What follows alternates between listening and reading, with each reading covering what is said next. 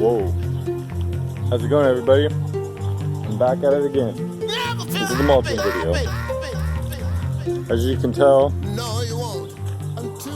don't know how to still use the camera. But yeah, there's my garden is overgrowing. It's looking pretty terrible. The corn here is looking alright. Actually, everything's looking pretty healthy. That's sorghum. It's just out of control. It's like 8 feet tall. But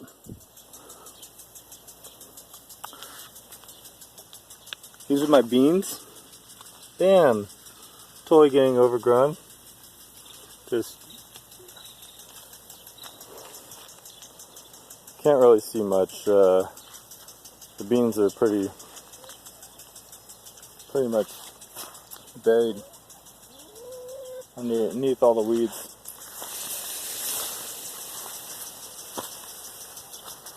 Tomatoes are looking bigger.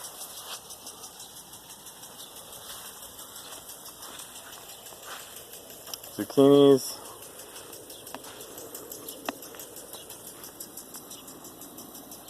Got some melons.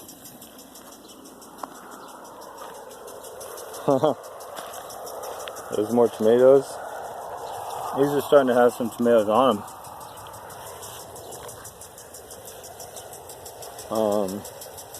Again, do a trellising video. But yeah, I've actually already picked some tomatoes. They're delicious. Alright, and like, look over here. Oh, look at this one. Look at you. We got a culprit. Oh no, out of the garden. Out of the garden. You, come on. Out. Out of the garden. Oh man. That is some dastardly moves. See her? Oh man, she's come back around. You see? What? You're not guilty enough? Oh man. So yeah, lesson learned. We got a couple opportunists over here.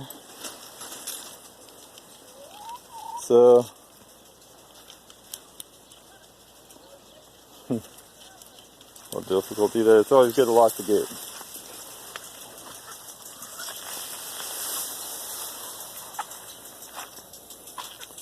So here we go. We're back where we were, and we got sorghum taking over the eggplants. That's what that's going on. Sorghum's a runner, so I cut it out of this corn, but you can see it just growing in the corn. It's just off the chains, and that basically gets me to what the heart of this video is about. And that is that there needs to be a paradigm shift. Most people would be all, oh, this is crazy. Look at how much work you have to do. I have some work, not as much as you'd think. And all these weeds,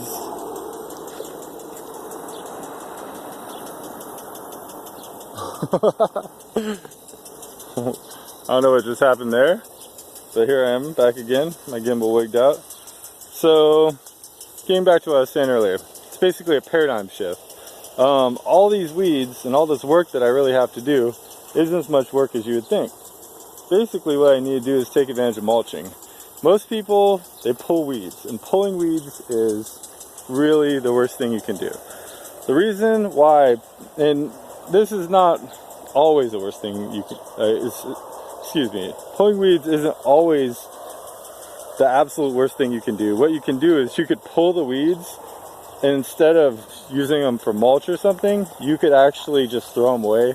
That's the worst thing you can do. So what you do with the weed once you pull it is actually very important. The reason being is if you mulch it in after you pull it, i.e. get some type of layer above the weeds, keeping it moist as it decomposes, then what you do is you actually feed the plants. And that's actually really good. So what we're gonna do is we're gonna basically show you how my garden is going to flourish through the use of this technique. Mulching does several things. First of all, it maintains a higher moisture level.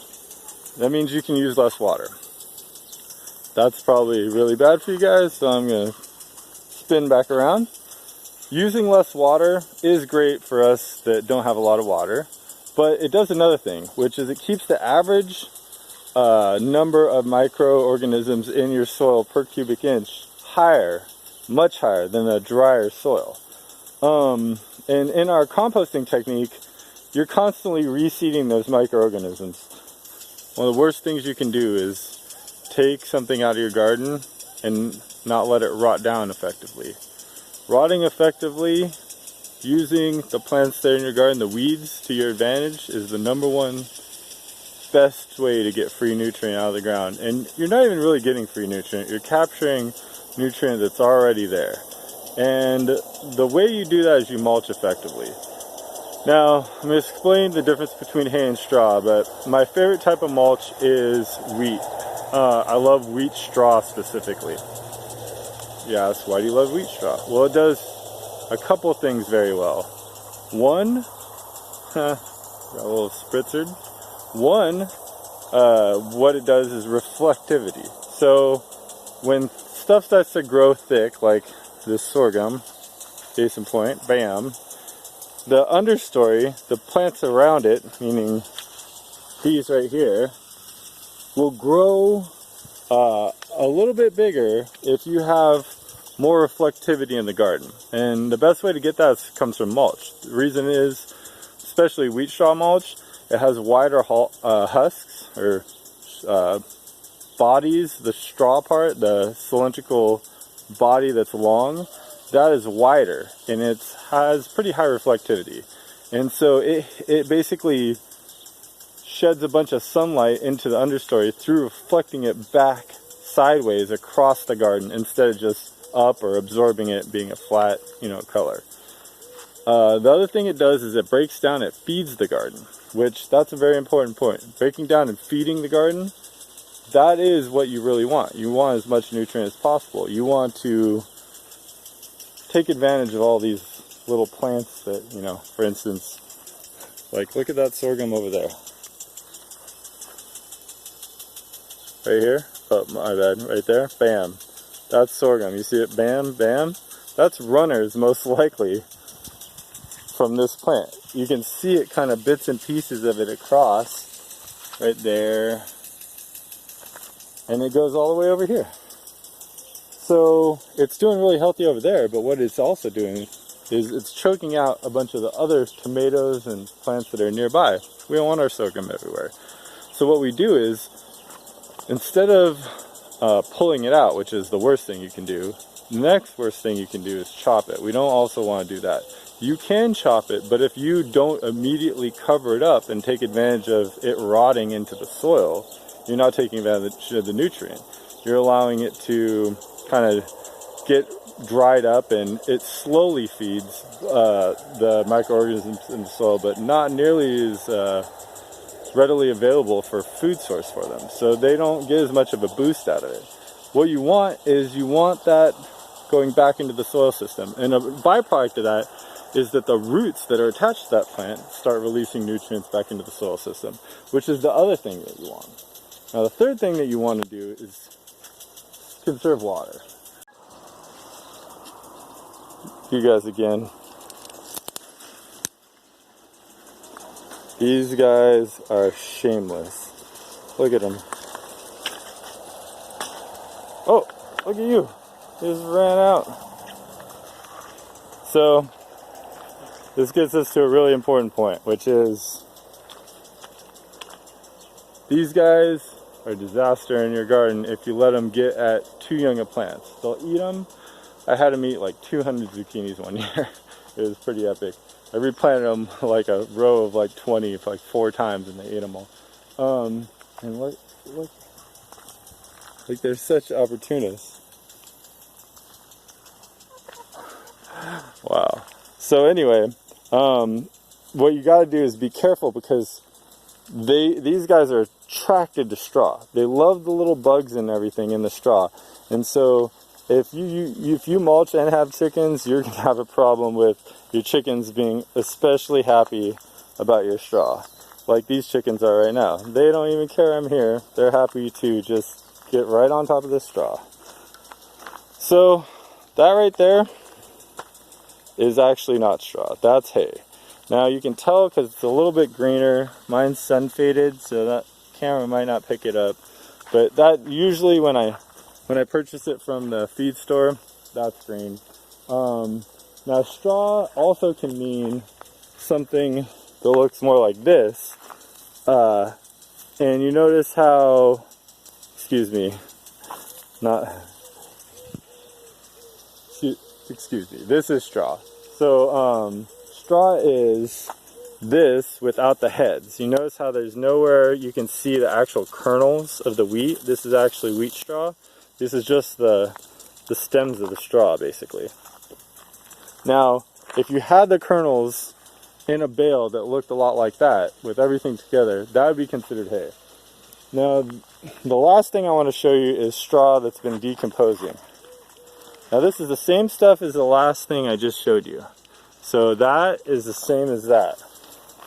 The only thing that's different between these two is this one sat in some water for a while, probably a couple months. Now, this is also exactly what decomposing straw looks like. And that is glorious stuff. It's liquid gold, or excuse me, baled gold, so to speak. So even though it's not gold, it's tarnished. So what you use this for is seeding your microhydral network. You'll notice that this stuff isn't nearly as reflective as this stuff right here. So this stuff wants to make the majority of your mulch layer. You want it for all the refractivity. However, this stuff right here, this is what you want right around the plant in a collar, is what I like to do. Maybe, I don't know, 6 inches at most around the collar of the plant. And that helps the water distribute the mycorrhizans, and it helps establish the mycorrhizan network faster, which we learned in previous videos is essentially the plant system for getting nutrients from the root follicles up through the root system and into the rest of the plant. Basically, this fungus will attach itself in these long spindly networks across all root systems and all plants, and they create a kind of a network, a micro or a macroorganism, which distributes the food around the network. It's a symbiotic relationship between the fungus and the plants. I might do a video on that later on. I have a rudimentary understanding of it, so I don't feel that I can do a PhD level course on it, but that's not what I'm about anyway. I'm just about getting good information out there that you can utilize in your own gardens. So if you're in a small garden, like an apartment kind of setting, mulching can just be left down to the pot. You can use this in a pot. There's no problem with it. You get less refractivity. You want to be more interested in this type of mulch, and you want to be careful about how much you apply. You only want to apply maybe once in the season, and I wouldn't go over an inch thick at the very most. And from time to time, I'd replace it, and those times would probably be generally like 3-week periods. If you go much over that, you're in risk of the decomposition of the straw will overcome the natural microbiome in the pot, and you'll get into trouble.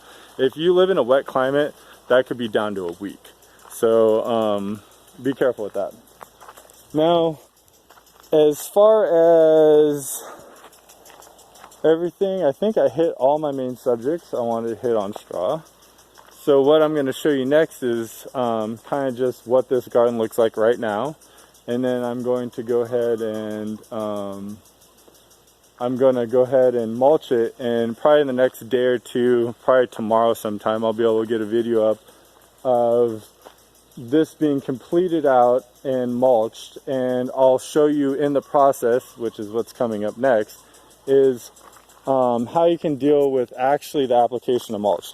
Now, when you're mulching something like this sorghum plant, it's huge, it's like so ridiculous. and you're mulching this, which is just like a crabgrass, you're going to be using two different techniques. And essentially, one technique, you're going to be cutting it and then putting it under the mulch. And the other technique, you're just going to lay the mulch down. So that's what we're going to show you next. And how's it going, everybody? All right, I wanted to show you a little bit about application. Here's the hay bale right here. And the best way to apply these is to bust out your knife. And you notice right here there's some baling twine. There's usually 3. What you do is you cut them just like so.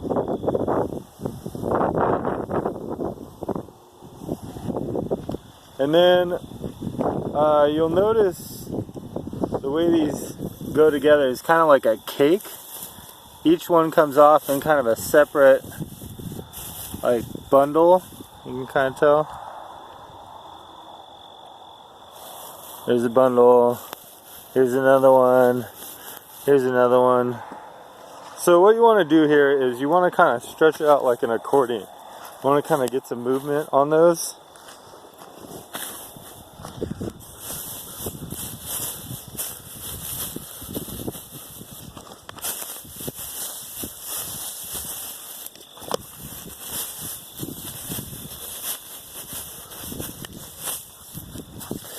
It's good to sometimes grab the middle ones, pop them out. There you go. It's kind of hard to tell, but you can kind of see the spacing. I'll zoom out for you guys. So, oh, whoa, got a little wonky there. So, it's much wider than it was before. You can tell this one over here is still baled, and it's much tighter packed. So the purpose of this is for dust abatement. What you guys want to make sure and do is not get a ton of dust and like that's little particles of the straw everywhere, and they're bad to breathe. So what I do here is I take a hose and I'll lay a sprinkler on it, or I'll actually actively water it. It's good to water for about at least 20 minutes, half an hour. If you live in a drier climate, it's good to actually let it soak for maybe an hour anyway. If they have a little bit of moisture to them, you can get away with a little bit less.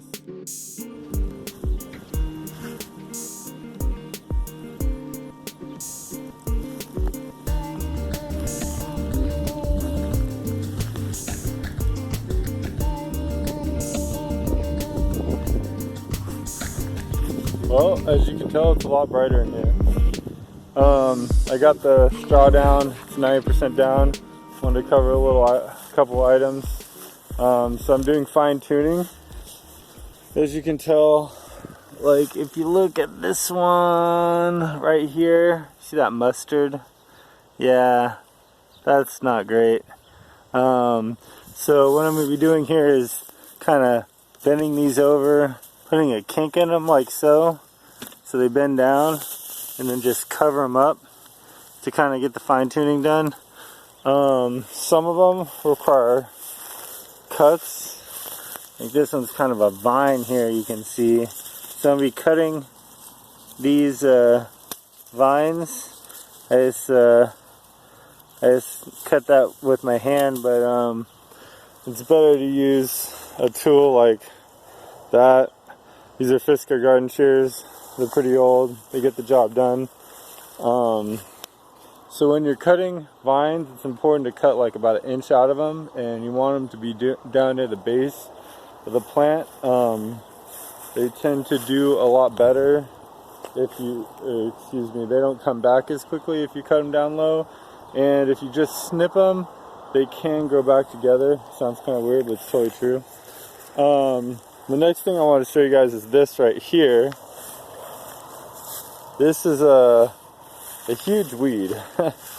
And you can tell I cut it, and I actually uncovered it, so it's a little wilty. But I wanted to show you guys what I mean when you encounter a weed that you got to cut with those shears. So you cut it with the shears like I did, and then the next thing you want to do is cover it up. Now I'm going to add a little bit more, but you notice how it's a lot more covered up there. Now you want it pretty thinly covered, and ideally something like this will go in a walkway so you walk on it a whole bunch, break it down. You don't want to cover it much beyond just the surface covering. There's a little bit of green poking out there, and I'd cover that up, but you just barely cover it. And that's kind of the whole idea here, is that you don't want a thick layer of mulch, you just want to barely cover things. But as the week progresses, usually about once a week, I'll come through and I'll get little, like, say for instance, here's a good shot. See that like little grass right there? That will just kind of start poking up. What you do is you just come through and add a little bit of straw, and you keep doing that over and over again. As your garden progresses throughout the year, you'll have to do it less, but that's kind of my version of weeding, and I think it works a lot better because you're turning that plant into nutrients and it's taking up less nutrients. So anything that you add to the ground is going to come out in the plants that you want it to come out in, or be available for the plants you want it to be available for, rather. Now the next thing I want to cover is volunteers. Here you can see an example of what I mean. There's a zucchini next to a tomato. I didn't plant that tomato. So what I do, here's actually even more stark. Look at that guy. I think it's a cucumber or a melon, and it's right underneath the tomato. So what I'm going to do with these, the ones that are real egregious, like real close to each other, is I'm going to dig them up, and I've actually lost a couple plants here and there. Here's an example right here. Now, I weirdly don't know what got it. I'm going to guess it was a gopher, because my artichoke went, but I just came out here one day and it was gone. And, you know, tomatoes that direction. That direction. So what I did is I got a hold of these right here. You can see them buzzing in the garden. And you want to be careful how you use those. So that's a mole chaser. What it does is it buzzes the ground every 30 seconds or so. Gophers and moles are actually attracted to them, so you want to throw up a lot of them, and ideally you want to throw up in the perimeter near where your gopher problem is. They take a while to work, and you kind of want to go overkill on them. I have 3 going here within 10 feet of each other. I've gone up to like 10, and sometimes you got to do a lot of them before they really work. And you want to spread them out a little bit, but they say something like 3,000 square feet on the directions. That's way too much. Once you have them in for about a month, you can kind of spread them out more and more and get more coverage out of them, and your gopher problem will slowly abate. But I'm guessing that's how I'm losing my plants. So I'm gonna dig up my volunteers. There's one right there. Look at this one. This one's terrible. It's just corn. There's actually wheat there too. And then there's a zucchini. So yeah, we're gonna do some gardening. Whoa, I almost stepped on a cucumber. We're gonna do some volunteer repositioning, and then some fine tuning like I just showed you with kind of the plants near the tomato plants. And then yeah, Then the next thing I kind of want to show you guys is just to kind of get a reference here is, like, if you look at, here's a, I think that's a cucumber. If you pull this back, you kind of see there's grass right there and the dirt's right there. So I have a loose, about 1 inch thick of straw. That's what I recommend. Anything over that is crazy kind of overkill. And you want it to be loose. If it gets too compacted and thick, that's when you can run into issues with too much anaerobic buildup. You'll also notice how bright it is. Like, it's really much more reflective in here. And you'll notice your watering has to be less stringent. I'm in a really hot climate. Gets over 110 here all the time. I can back off on watering on really hot days. I can actually water every other day if I want to. I don't. I tend to do it in everyday watering, a de-stress watering kind of in the middle of the day. But, you know, I was doing it for probably about 45 minutes an hour with my whirlybirds. Now I can probably get away with 20 minutes, 20, 30 minutes. So the hay makes a huge difference. And you'll notice that over here, I have a bunch of melons and zucchini and stuff. And the plants are actually smaller on average over here than they are over here. And that's actually just because watering. It gets hotter over here and it's less shady. It's a sunny part of the garden. And this mulching will allow for establishment to take place. The other thing you'll notice is that this sorghum got cut back quite a bit. And down on the ground here is where the sorghum is that I cut back. And I just mulch it in. And that's going to provide a ton of food for all these plants over here. Everything around it. So growing these like monstrous weeds like that skunk cabbage that's like about 7.5, 8 feet tall. That's going to die and I'm going to mulch it in. And it's going to be great food for the garden. And that's kind of the crux of mulching, is that not only are you mulching the plant, you're actually also feeding the plants. And that's all I have to say right now. So I think there's maybe one other thing I want to cover. I'm not sure what it is, but if I'm wrong about that, what I'm going to do is say, hey, see you in the next video. Peace.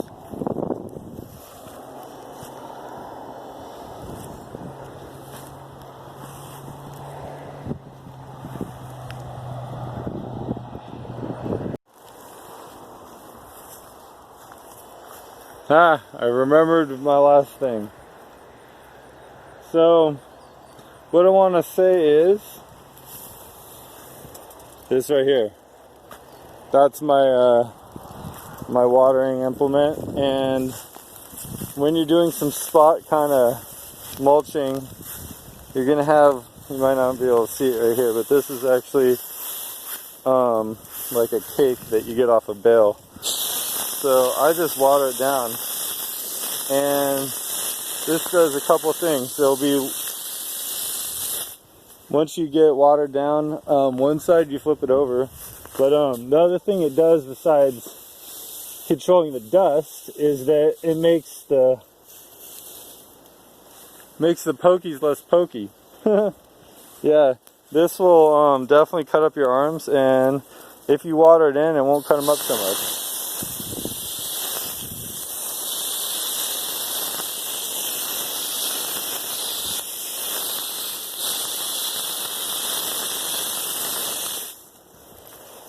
So I'm going to go ahead and cover the rest of this stuff up. Do a little fine tuning on this garden. And the next video, I don't think I'm going to be able to show you guys the maintenance when I clear out my my compost tea of all the sediment layer. That'll probably be the next video, which is going to be a garden update video. I'm going to show you guys all my gardens once they're mulched in. They're about to be mulched in the next day or so. And I'm going to show you this one fine-tuned, so it's going to look a little better overall. And I'm going to kind of give you guys the next step, which is the stuff probably more people are interested in, which is not kind of how to do this stuff, but the story of me creating the hemp farm. I'm going to be applying for the permits here probably tomorrow. I'm going to start coming up with some films maybe by next week of me kind of prepping the ground and showing you guys how to take a kind of a nothing dirt like plot that's just a field and turn into a glorious hemp field. And there's actually a method for anyone that wants to. They're going to be able to buy some product, get involved with profit sharing, or actually buy the actual hemp and take delivery as long as they live in California. So that's going to be real exciting, and I can't wait for that to happen. So stay tuned for the garden update video next, and I'll see you guys later. Bye. I took a perfect avenue down the road to both of you. Did I go Dutch? This is too much with all the money.